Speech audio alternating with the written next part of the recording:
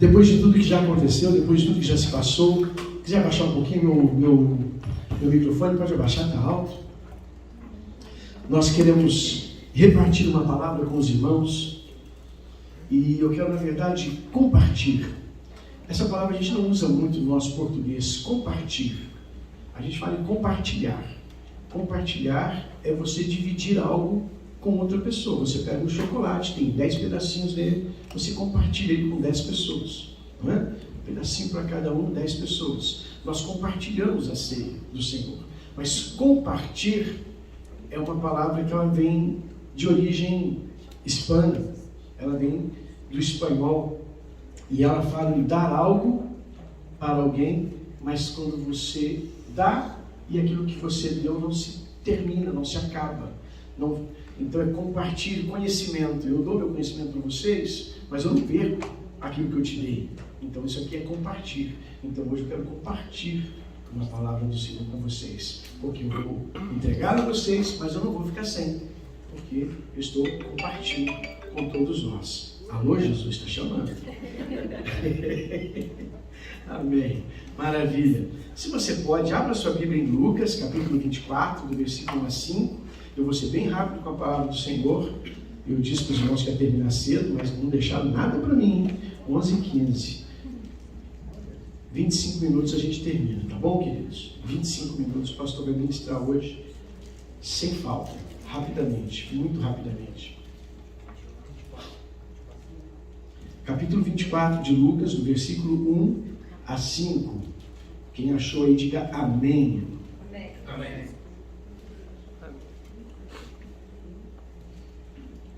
Amém? Amém? Amém? Misericórdia aí? Tá bom, a gente vai ter misericórdia, não tem problema. Muito bem. Capítulo 24, de 1 a 5, fala da ressurreição do Senhor Jesus. Diz assim a palavra do Senhor. Mas no primeiro dia da semana. Qual que é o primeiro dia da semana, gente? Domingo. Alta madrugada. Não a hora que você chegava no culto, não. É alta madrugada. Porque o povo acordava mais cedo que a gente. Foram elas ao túmulo, levando os aromas que haviam preparado, e encontraram a pedra removida do sepulcro. Mas ao entrarem não acharam o corpo do Senhor Jesus. Aconteceu que, perplexas a esse respeito, apareceram-lhe 2 varões com vestes resplandecentes. Estando elas possuídas de temor, baixando os olhos para o chão, eles lhes falaram: por que buscai entre os mortos ao que vive? Ele não está aqui, mas ressuscitou. Por que buscar entre os mortos aquele que vive? Ele não está aqui, ele ressuscitou.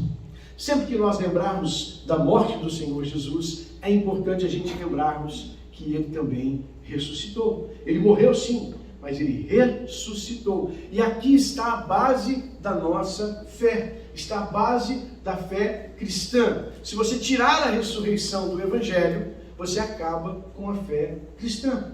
Se alguém algum dia conseguir comprovar que Jesus não ressuscitou, acaba-se a fé cristã. Porque a minha fé e a sua fé, a nossa esperança está em quê? Em que ele ressuscitou e que ele nos prometeu que vai nos buscar e nós também viveremos eternamente com ele. Agora, a Páscoa, essa celebração toda, ela não é algo cristão, ela é algo judaico. A primeira Páscoa foi celebrada pelos judeus quando? Quem lembra? Na saída do Egito. Depois de acontecer as 9 pragas que vieram sobre o Egito para que o faraó libertasse o povo de Deus, a 10ª e última praga era a visita do anjo da morte. O anjo da morte ia visitar toda a nação do Egito e sobre as casas onde não houvesse a proteção do sangue, a marca do sangue do cordeiro nas portas, o anjo da morte entraria ali e visitaria o primogênito, o filho mais velho daquela casa. E Deus disse aos judeus: então hoje vai ser a Páscoa do Senhor, hoje vai ser o Pessá do Senhor. Pessá quer dizer passar por cima.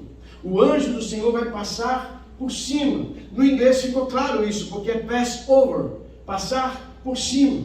Não é? No hebraico a gente não vai entender muito bem, que é pechá. É passar por cima, é a mesma coisa. Então o anjo do Senhor ia passar por cima, a morte ia passar por cima das casas onde houvesse a marca. E Deus então mandou eles celebrarem a primeira ceia. E como que eles celebraram essa primeira ceia? Foi dada a ordem: vocês vão pegar um cordeiro, vão sacrificar esse cordeiro, vocês vão comer a carne desse cordeiro, e o sangue vocês vão passar na verga da porta. Eu gosto de pensar nisso, porque a porta, como aquela porta ali, eles tinham portas assim, só que eles não tinham um acabamento como o nosso, eles não terminavam aqui, eles faziam uma verga até aqui, e até aqui, para que ela sustentasse a parede que estava em cima da porta. Então eles tinham que vir até a porta e fazer uma marca como? De uma cruz.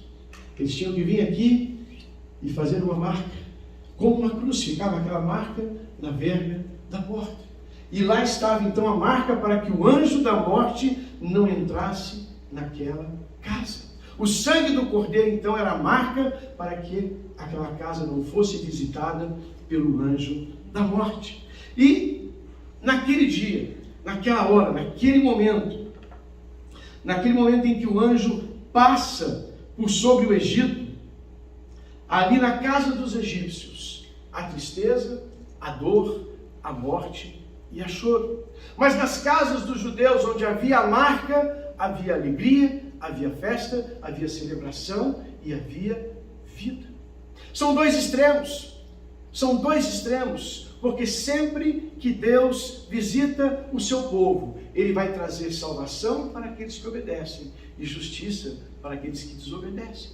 Os egípcios já vinham sofrendo por 9 pragas, para que se rendessem, abrissem o coração, deixassem o povo ir. Mas em todas elas eles foram endurecendo o coração e Deus foi obrigado a fazer mais uma, até chegar ao limite de ter que sacrificar o primogênito de cada família. E isso trouxe para eles então tristeza, morte e choro. Mas para o povo de Deus havia vida, celebração e alegria. Então a Páscoa é marcada para os judeus como um tempo de salvação, libertação, alegria e festa. E nós temos que festejar a Páscoa, nós temos que nos alegrar com a Páscoa, porque ela nos fala da libertação do pecado, da libertação da escravidão que o povo tinha ali no Egito. E hoje nós celebramos a Páscoa para lembrar que nós também fomos libertos do pecado. Nós também fomos libertos da morte. Todos nós estávamos condenados à morte, mas Cristo nos tirou do império das trevas e nos transportou para o reino do seu amor. Amém? Amém? Então veja, se o pecado marcou o Egito para a morte, o sacrifício de Jesus e o seu sangue nos marcou para a vida. Se lá o Egito estava marcado para a morte, na verga da porta havia marca para a vida. Então olha para a pessoa que está do seu lado e diz assim: você foi marcado para a vida. Você foi marcado para a vida. E o título dessa mensagem de hoje é isso: marcados para a vida. Nós somos marcados para a vida. Diga assim: eu sou marcado para a vida.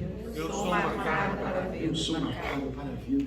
Então, quais são os benefícios da morte do Senhor Jesus, que a morte do Senhor Jesus proporcionou para cada um de nós?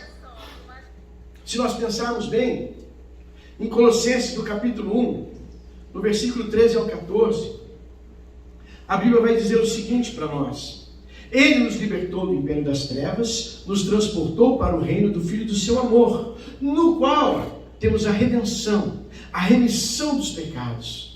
Se a primeira coisa que a morte de Cristo proporcionou para mim e para você foi a redenção, a remissão e o perdão de todo o pecado. Então, Cristo morreu para que eu seja livre do pecado. Você é livre do pecado. Você não tem que andar preso mais ao pecado. Mas pastor, às vezes eu erro, eu peco, eu sei, mas você não precisa ser escravo do seu pecado.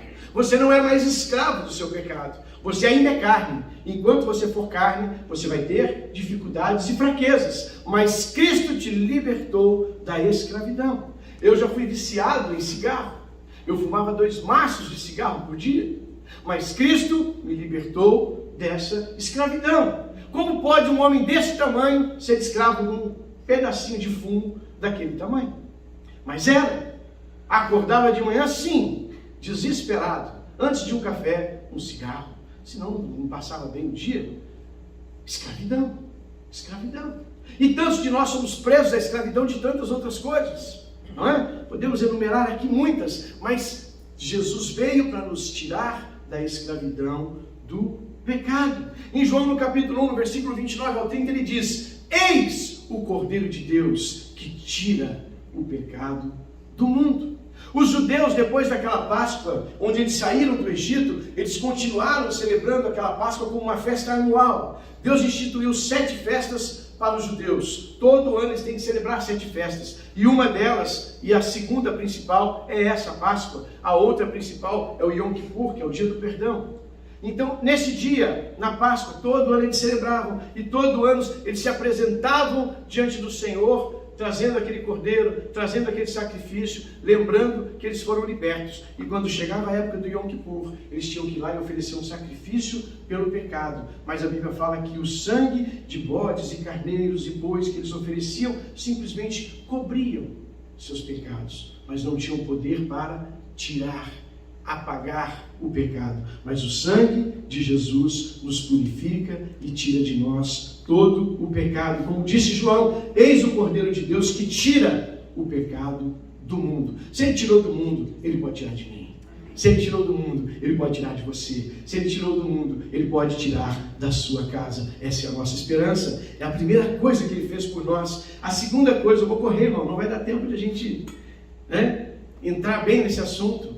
Mas a segunda coisa que ele trouxe para nós, eu falei semana passada, rapidamente, só lembrando disso, mas nós temos uma concepção errada de que Jesus veio nos salvar do pecado.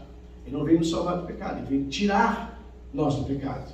Ele veio nos salvar da ira de Deus. Porque o pecado que eu cometo atinge e ele acende a ira de Deus. Essa é a palavra. O pecado que nós cometemos acende a ira de Deus. O julgamento de Deus é a ira dele sobre aqueles que são pecadores. Então, Jesus não veio me tirar, me livrar do pecado, me salvar do pecado. Ele veio me salvar da ira de Deus. Eu não sou salvo do pecado. Não é o pecado que me condena, é a ira de Deus que me condena. O pecado é só o meu erro, o motivo da ira de Deus se levantar contra mim. Então ele não veio me salvar do pecado, ele veio me salvar da ira de Deus. Você quer ver? Romanos capítulo 5, no versículo 8 e 9, ele diz assim: mas Deus prova o seu amor para conosco pelo fato de ter Cristo morrido por nós, sendo nós ainda pecadores. Ele não esperou que a gente se convertesse para morrer por nós. Ok? Logo, muito mais agora, sendo justificado pelo sangue, seremos por ele salvos da ira de Deus. Ele nos chamou ele nos salvou da ira de Deus. A terceira coisa que ele traz para nós com o seu sacrifício está na seguinte situação: ele traz para nós vida eterna. Ele traz para nós vida eterna, porque se Deus ressuscitou a seu Filho, também irá ressuscitar a cada um de nós. Essa é a promessa que nos move, essa é a promessa que nos traz esperança todos os dias de lembrarmos que teremos uma vida eterna. A nossa vida não é só aqui, não é só esse momento que estamos vivendo aqui, 60, 70, 80, 90, 100 anos que você consiga viver aqui. Nossa vida não é essa. Isso aqui é só um tempo de parquinho. Você está no parquinho, tá bom? Você está no parquinho da vida, está no playground da vida. Então, viva a sua vida. Aproveite a sua vida. Não com o pecado, mas aproveite a sua viagem. A sua viagem. O melhor da viagem é o trajeto. Não é só a chegada. A melhor parte da viagem é o trajeto. Aproveite o seu trajeto. Viva o seu trajeto. Para de chorar. Para de reclamar. Para de viver. Ai Deus, meu Deus. Ai, ai. Viva a sua vida. Seja feliz com o que você tem. O segredo do contentamento está no Salmo 23. O segredo do contentamento da nossa vida está no Salmo 23. Paulo disse: eu aprendi a viver contente com todas as coisas. Nós também temos que aprender a viver contente com todas as coisas. Como que eu vou viver contente com todas as coisas, pastor? Eu tenho tanta coisa que eu quero ganhar, conquistar, correr, fazer aqui nessa vida. Tem gente que não casou ainda, tem gente que não teve filho, tem gente que não comprou casa, não comprou carro. Eu quero fazer tanta coisa, pastor, não estou contente ainda, quero mais. Não. O segredo do contentamento é este: O Senhor é o meu pastor e nada eu tenho falta. Nada eu tenho falta. Olha para aquilo que você tem, não para aquilo que te falta. E você vai ver o quão rico você já é. Amém? Amém? Ele nos deu vida eterna. Em Romanos, no capítulo 6, no versículo 22 e 23, ele diz assim: agora, porém, libertados do pecado, nós somos, libertados do pecado, porque o Cordeiro de Deus tirou o pecado do mundo, transformados em servos de Deus, porque ele já nos perdoou da ira de Deus, tendes o vosso fruto agora para a santificação, e por fim, a vida eterna, porque o salário do pecado é a morte, mas o dom gratuito de Deus é a vida eterna em Cristo Jesus. Não há vida eterna em outro lugar. Não há vida eterna em outra pessoa. Só tem vida eterna em Cristo Jesus, o nosso Senhor. Amém? Eu e você somos chamados para vivermos eternamente e andarmos com Ele na luz, na bênção, na presença desse Deus maravilhoso. Amém? Amém. Para a gente encerrar, Ele nos deu perdão, salvação, vida eterna, mas Ele também nos encarregou de algo. Ele também nos encarregou de algo. A Bíblia diz que Ele nos chamou para sermos reis e sacerdotes, que vão reinar e servir sobre essa terra. Aqui fica claro que o sacerdote não é só o pastor, não é só o padre, não é só aquele que se levanta, mas o sacerdote, ele é para todos nós. O sacerdócio de Jesus é para todo o crente. Você e eu temos liberdade para entrar na presença de Deus. Você não precisa de intermediários. Você não precisa de alguém que entre na presença de Deus para você. Os judeus precisavam. Eles tinham os sacerdotes e eles tinham um sumo sacerdote. Só o sumo sacerdote podia entrar na presença de Deus. O resto todo o povo estava fora da presença de Deus. Você ia do templo, você chegava até uma certa parte do templo. Você podia ir no átrio. Você podia chegar até ao altar do sacrifício, oferecer seu sacrifício. Mas você entrava no santo, no lugar santo, onde era ministrada a palavra de Deus, a presença de Deus. Mas lá dentro, onde o sacerdote oferecia o sangue ao Senhor, só o sumo sacerdote podia entrar. E mesmo ele, uma vez por ano. E você tem porta aberta com os céus a hora que você quiser. O seu sacerdócio é melhor do que o dele. É melhor do que o dele. Amém ou não? Amém. Amém? Diz assim a palavra. Primeira carta de Pedro, no capítulo 2, no versículo 9 e 10, ele diz assim: vós, porém, sois raça eleita. Olha que beleza. Eu sou eleito. Sacerdócio real, nação santa, povo de propriedade exclusiva de Deus. E pensa que Deus é ciumento, gente? Não gosta de dividir a gente com ninguém. Ninguém. Você é meu, você é meu. Você é meu.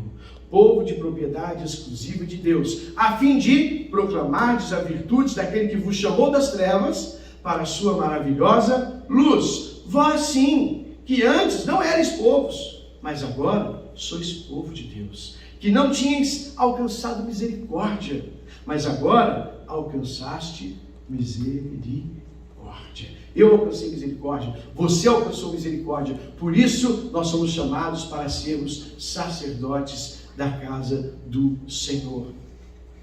Você tem liberdade para entrar na presença do Senhor a hora que você quiser, porque Ele já te perdoou, Ele já tirou o seu pecado, Ele já te deu até o direito à vida eterna. Não perca a sua presença, não perca o privilégio da presença de Deus. Não perca o privilégio da presença de Deus, achando que você não pode ter comunhão com Ele, que você não pode se achegar a Ele. Pelo contrário, o dia que o Senhor Jesus morreu, a Bíblia diz que o véu que havia no templo, que separava o espaço do santo para o santo dos santos, onde só o sumo sacerdote podia entrar, a Bíblia diz que aquele véu foi rasgado de alto a baixo e o caminho foi aberto. Então agora nós temos um novo e vivo caminho. Que caminho vivo é esse?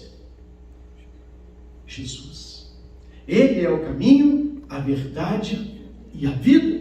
Ele é o caminho que me leva à presença de Deus. Então, através de Jesus, eu posso chegar à presença de Deus a hora que eu quiser. Aonde eu estiver, a presença de Deus está à disposição de cada um de nós. Exerça o seu sacerdócio. Entre na presença de Deus. Melhor que isso, viva na presença de Deus. Nós podemos fazer o que Davi não fez. Davi sonhou e disse: melhor é estar um dia na casa do Senhor do que 1000 dias em qualquer outro lugar. Ele estava dizendo: é muito bom quando eu vou no culto e estou na presença do Senhor. E agora a Bíblia diz que eu e você somos casa do Senhor. Nós somos templo do Senhor. 1 Coríntios capítulo 3, versículo 16 diz o quê? Não sabeis vós que sois templo do Espírito Santo de Deus e que o Espírito Santo de Deus habita em vós. Então eu não preciso esperar o domingo. Eu não preciso esperar a quinta-feira de célula. Eu não preciso esperar que alguém se levante para orar por mim ou me ajudar. A presença de Deus está comigo por onde eu vou. A presença de Deus está com você. Você não está só nesta vida, irmão. Você não está só. Aleluias. Em Apocalipse, no capítulo 1, versículos 5 ao 6, diz assim: aquele que nos ama. Quem que é que nos ama? Minha esposa? Meus filhos? Não. Aquele que nos ama. Ama tanto que diz assim, que pelo seu sangue nos libertou dos nossos pecados e nos constituiu reino, sacerdotes para o seu Deus e Pai. A Ele a glória, o domínio pelos séculos dos séculos. Amém. Amém? Amém? Amém?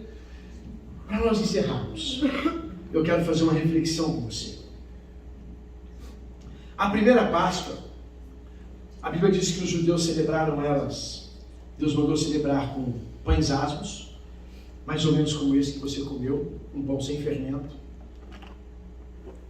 com um cordeiro morto, sacrificado, que eles deveriam comer aquele cordeiro. E você vai ler o relato do Êxodo. Deus disse para eles: vão comer o cordeiro inteiro, não vai sobrar nada dele, não vai ser cozido, não vai ser frito, vai ser assado, vai ser queimado no fogo, né? Vai ser um churrascão, do jeito que a gente gosta, um cordeirinho, né? Só que se vocês vão comer inteiro, se a cabeça, as juntas, os pés, as fressuras, as entranhas, vocês têm que comer tudo, não pode sobrar nada. Eu queria só a picanha, né? Eu queria só como é que chama, a perninha do cordeiro, né? A patinha dele, a traseirinha aqui é uma delícia, não é? Mas Deus disse para eles: vocês vão comer tudo. Por que eles tinham que comer tudo? Porque eu e você não podemos ficar escolhendo que parte de Cristo nós gostamos. Eu gosto só da picanha, só da bênção. Não, nós temos que comer Cristo por inteiro. Nós temos que receber a Cristo por completo. Cristo faz parte da minha vida no domingo, na segunda não. Não. Ele disse: vocês vão consumir o cordeiro inteiro.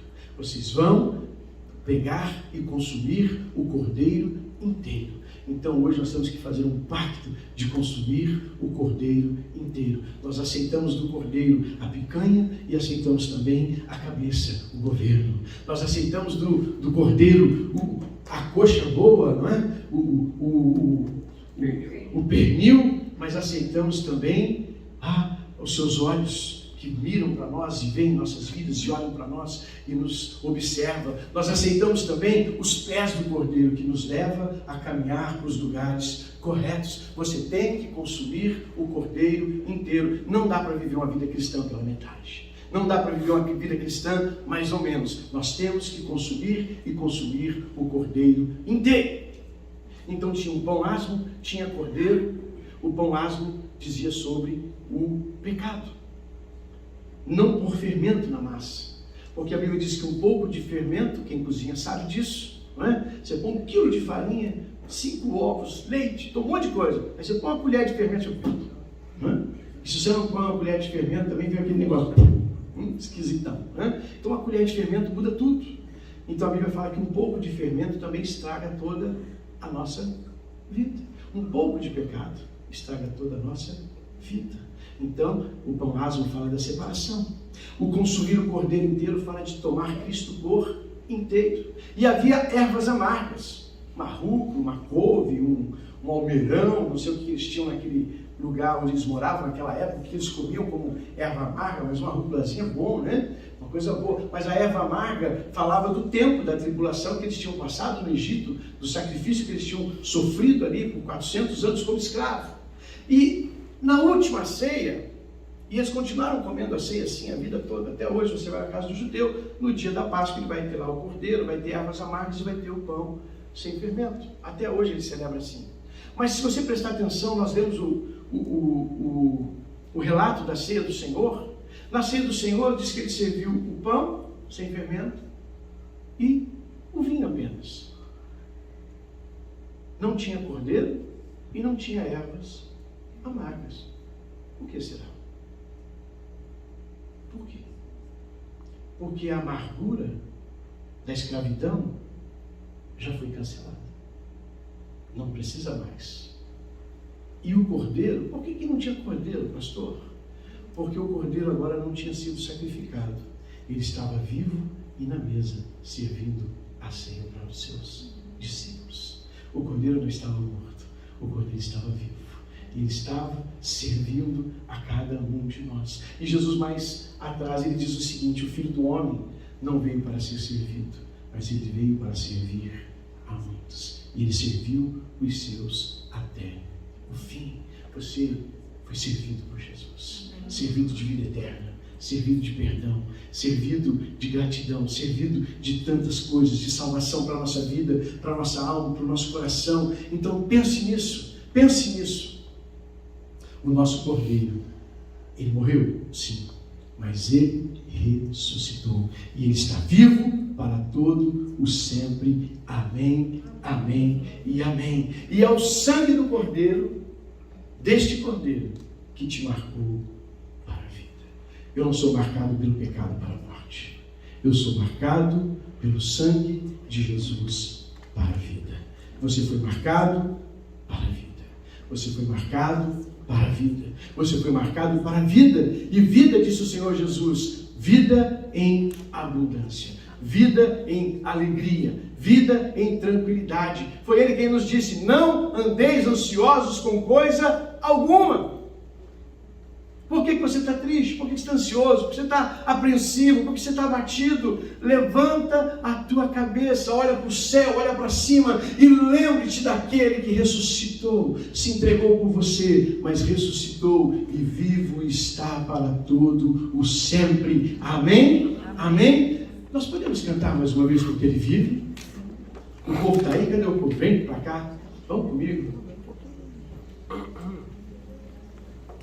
E aí nós vamos encerrar e vamos embora, lembrando desse sacrifício maravilhoso. Essa é a Páscoa do Senhor para nós. Esse é o tempo do sacrifício do Senhor para nós. Ele morreu por nós, mas Ele ressuscitou. Ele está vivo. Não procure entre os mortos aquele que está vivo, disse o anjo para aquelas mulheres que foram ao túmulo. Não procure aquele que está vivo entre os mortos. Ele ressuscitou. Ele ressuscitou. Eu me lembro uma vez, eu estava fazendo um evangelismo numa praça de uma grande catedral de uma igreja num domingo de Páscoa. E as pessoas saíam da missa na sexta-feira, domingo não, na sexta-feira. As pessoas saíram da missa na sexta-feira santa. E as pessoas saíam da missa e na sexta-feira santa o católico faz o que? A missa do Jesus morto, porque ele morreu na sexta-feira. E a gente falando da ressurreição de Jesus, parou uma senhorinha e ficou brava com a gente, brava.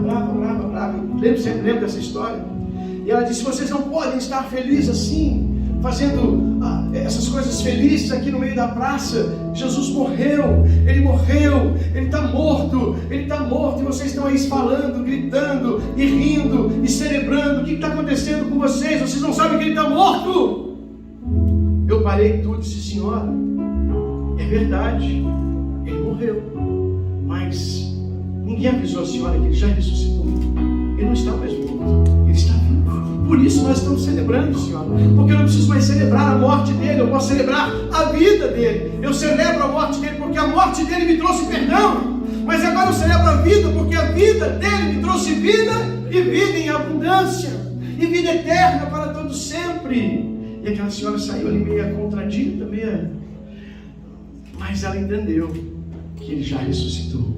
E nós podemos celebrar, amém? Vamos ficar de pé, vamos cantar, porque ele vive mais uma vez. E nós vamos para casa tranquilo. Tem um cafezinho lá no fundo, se você não tomou, dá tempo de você tomar ainda, né? Preparar para o almoço. Se quiser dar seu almoço vai demorar ainda, não sei como é que está aí o negócio.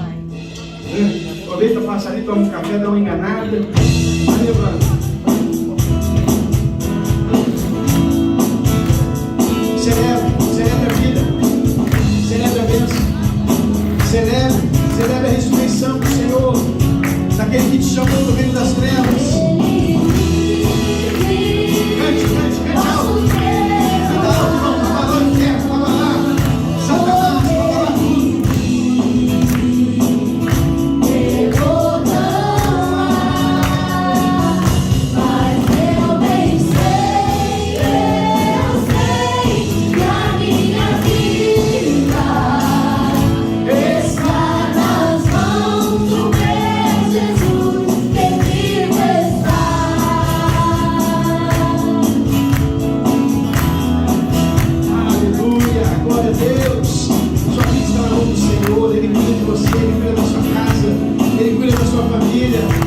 Ele está com você todo dia, toda hora, todo momento, por onde você for. Ele é aquele que te guia. Pra me salvar, me perdoar, a cruz morreu por meus pecados, por meus deuses que me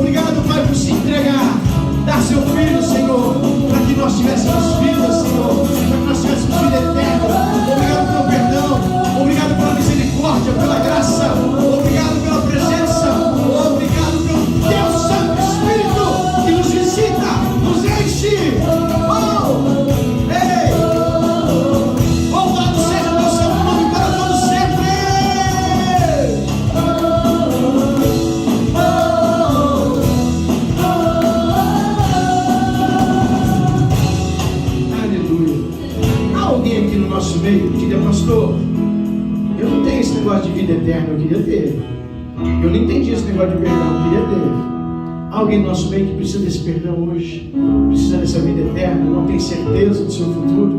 Eu quero que você saia daqui com a mesma certeza que eu tenho, com a mesma certeza que eu tenho. Eu vou viver com o Senhor para todo o sempre. Eu vou morar no céu. Amém? Amém? Todos nós temos essa certeza maravilhosa? Amém. Glória a Deus. Glória a Deus. Maravilha, irmão. Obrigado por você ter vindo.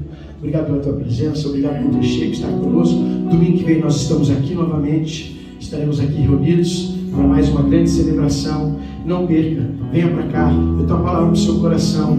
Você precisa aprender. Eu vou te falar para você, vou dar um spoiler aqui e vou esperar você. Tem 3 coisas em Jesus que nós esquecemos de usar. Virou brincadeira de criança, virou brincadeira de TV, de internet, de YouTube, e a gente se esquece para que serve. Mas eu quero ensinar você. São 3 coisas que Jesus fez por nós, que nós vamos falar isso. Nós vamos falar sobre a cruz, o sangue e o nome do Senhor Jesus. Você precisa entender para que isso serve. A cruz, o sangue e o nome do Senhor Jesus. Prepara seu coração. Domingo que vem estar conosco. Você vai ouvir essa mensagem, vai ser bênção para o seu